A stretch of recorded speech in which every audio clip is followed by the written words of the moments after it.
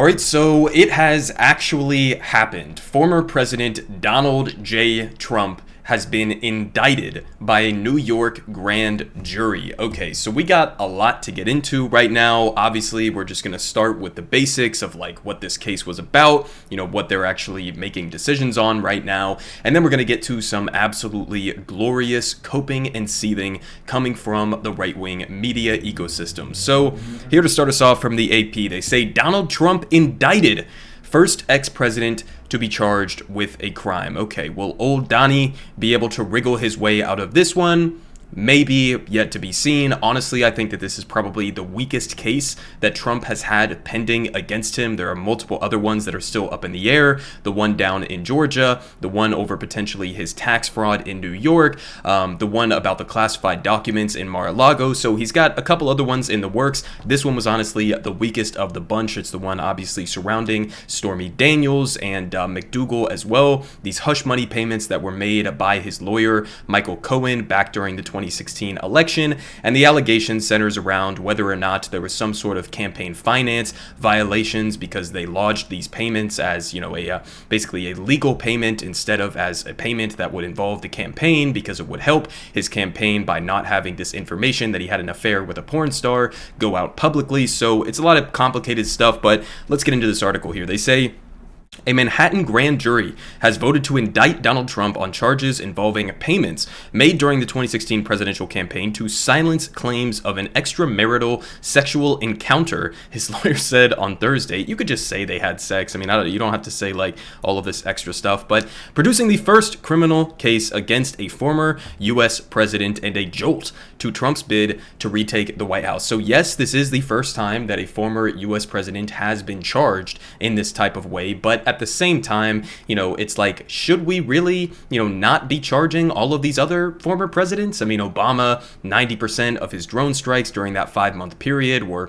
killing civilians. You can go back to Bush as well, obviously Iraq, Afghanistan, a whole litany of war crimes. Every single U.S. president that is still alive to this day, you could come up with a very solid justification for arresting them, but this is the first time that it's actually ended up happening. So they continue saying that Trump, who has denied any wrongdoing and has repeatedly attacked the investigation, called the indictment political prosecution, and predicted that it would damage Democrats in 2024. Okay, so this is kind of like a debate that people have been having when we were waiting for whether or not this indictment would actually end up coming forward at the end of the day. And some people are saying this is going to help him. Some are saying it's going to hurt him. I kind of take a middle path. I think that this is definitely going to help him in the GOP primary because his base is going to consolidate around them or around him. They think this is like the deep state coming after him and George Soros and all of this stuff. So I think that it's definitely going to help him rally his base of supporters, but I absolutely am not convinced that this is going to help him in a general election, just because there are a lot of normies who are going to look at this, potentially him getting arrested, maybe charged with something,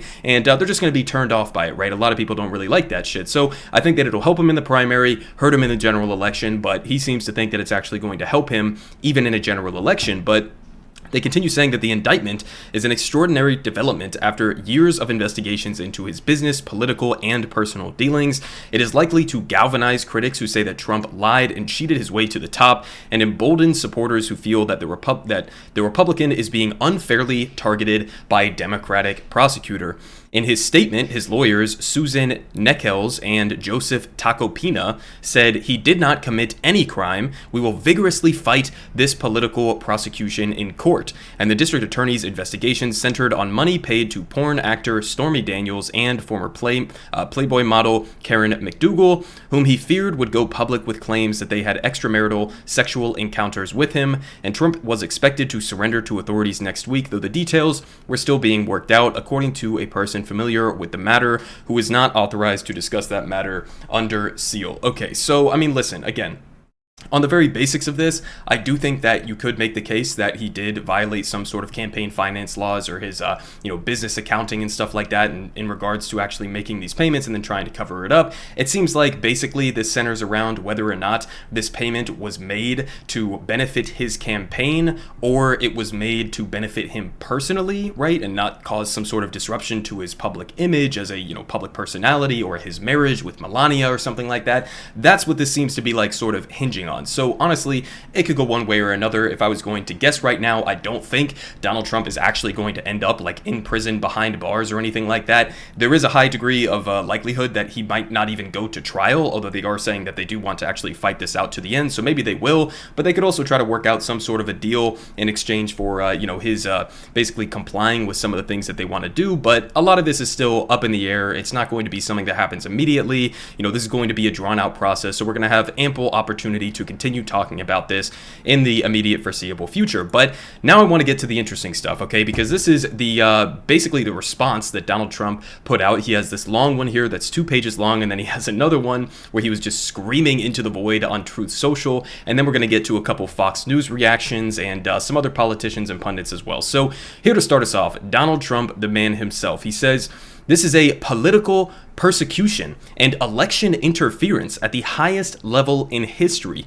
From the time that I came down the golden escalator at Trump Tower and even before I was sworn in as your president of the United States, the radical left Democrats, the enemy of the hardworking men and women of this country," okay? Enemy of the hardworking men and women of this country. I mean, listen, I obviously have many problems with Democrats being in the pocket of corporate America, but you are literally a billionaire whose biggest accomplishment while you were in office was essentially giving a massive tax cut to the richest people in the country. So not exactly like a fighter for average working class people. You're kind of like fully in the pocket of the elites and are in fact an elite yourself. But again, he's doing this little populist, dance around here. But he says that they have been engaged in a witch hunt to destroy the Make America Great Again movement. You remember it just like I do. Russia, Russia, Russia. The Mueller hoax. Ukraine, Ukraine, Ukraine. Impeachment hoax 1. Impeachment hoax 2. The illegal and unconstitutional Mar-a-Lago raid.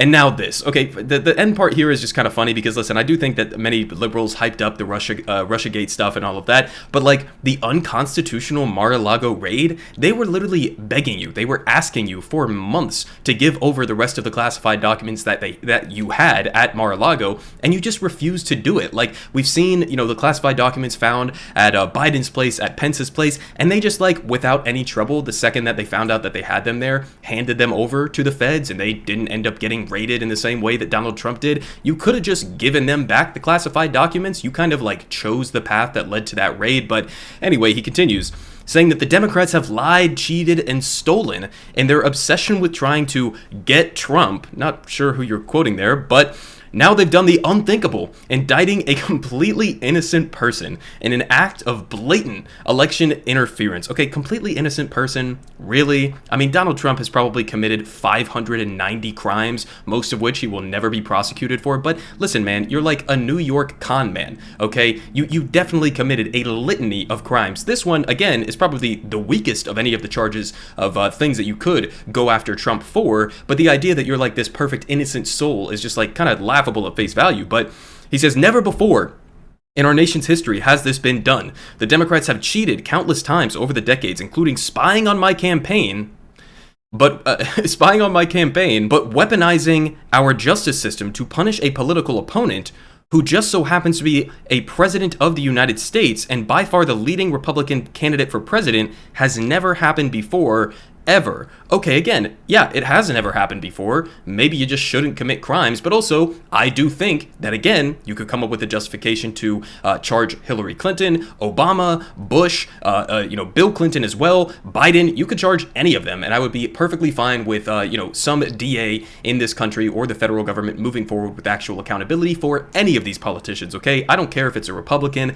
a Democrat. If you committed a crime, I don't think that presidents or former presidents or political candidates should simply be above the law. I mean, it should be straight up and down. If you committed a crime, you should be held accountable just like any other American would be in a similar situation. But he finishes here saying, Manhattan DA Alvin Bragg, who was handpicked and funded by George Soros, is a disgrace. Rather than stop the unprecedented crime wave taking over New York City, he's doing Joe Biden's dirty work, ignoring the murders and burglaries and assaults he should be focused on. This is how Bragg spends his time.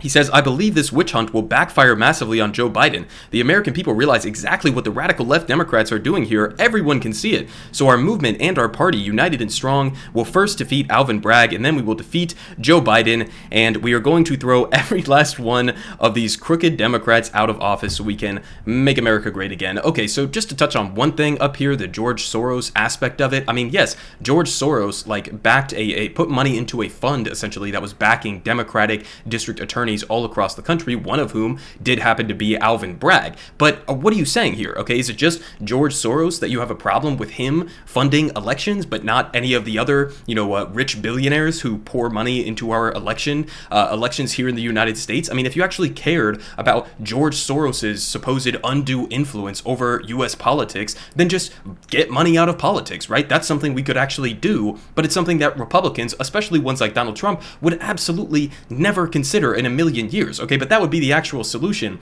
if you wanted to, prevent that type of thing from happening. So that was his initial statement. Then we get this follow-up, which is even better. They say, these thugs and radical left monsters have just indicated the 45th president of the United States of America and the leading Republican candidate by far for the 2024 nomination for president. This is an attack on our country, the likes of which has never been seen before. It is likewise a continuing attack on our once free and fair elections. The USA is now a third world nation, a nation in serious decline.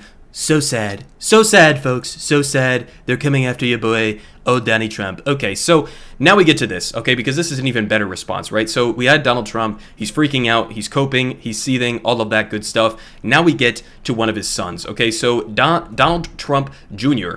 has just started his podcast saying, well, guys, I guess I got some news 10 to 15 minutes ago. Apparently, Soros-backed Manhattan DA Alvin Bragg is indicting my father. Let's be clear, folks. This is communist-level shit. This is stuff that would make Mao, Stalin, Pol Pot blush. What? This is communist-level shit?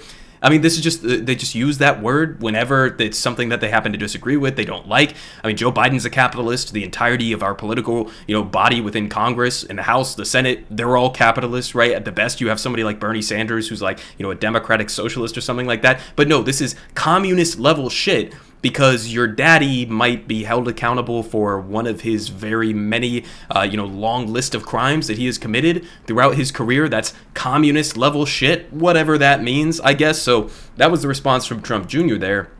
We also got a couple of clips here from Fox News. This first one, you can listen and you'll hear the audible gasps when they find out that Trump is actually going to be indicted here. So let's listen to this real quick.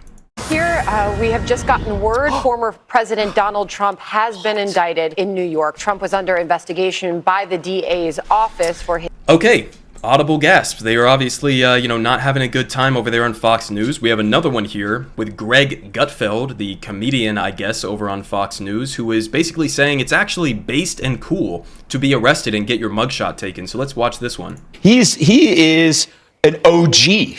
Right? If they give me, he is a badass. If he's got a mugshot, you might as well go right into it. And the thing is, his poll numbers have gone up with this.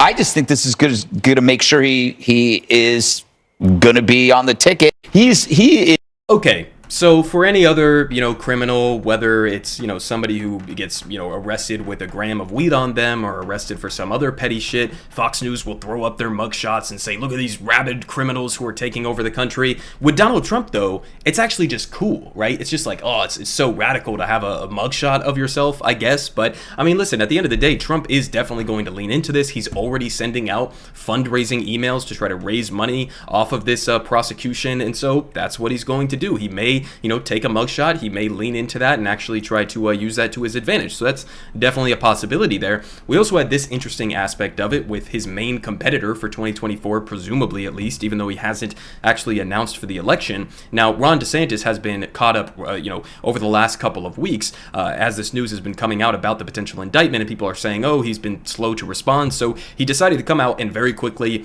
give this response. So he says the weaponization of the legal system to advance a political agenda turns the rule of law on its head. It is un-American. The Soros-backed Manhattan district attorney has consistently bent the law to downgrade felonies and to excuse criminal misconduct, yet now he is stretching the law to target a political opponent. Florida will not assist in an extradition request given the questionable circumstances at issue with this still saying Soros-backed, okay? Kind of weird, right? Because these are the same motherfuckers who take donations from the same, corporate America ghouls that George Soros represents, right? It's just they just pick this one name because he's like the demon, metaphor that they have for everything bad happening with the Democratic Party. But Soros-backed Manhattan prosecutor and his political agenda. So Ron DeSantis saying he wouldn't comply with an extradition request. Okay, so I guess they're kind of setting up a situation where maybe Trump doesn't go to New York willingly and I guess camps out at Mar-a-Lago. Maybe you get some of his MAGA base of supporters to form a wall of sorts with their bodies to defend him or something like that. I don't know. I don't even know what that would actually possibly look like or entail. Okay, so there you have it, guys. That's the information that we know right now. Donald Trump officially indicted for those hush money payments to Stormy Daniels. This is honestly going to be a hilarious and entertaining couple of days. We are still waiting to see whether or not some of his supporters may take to the streets to try to protest this or riot against this, or who knows what the fuck could potentially happen. But I will keep you guys updated as we get more information. Everyone is saying good Politic guy has the best Politic. Believe me, no one does it like him.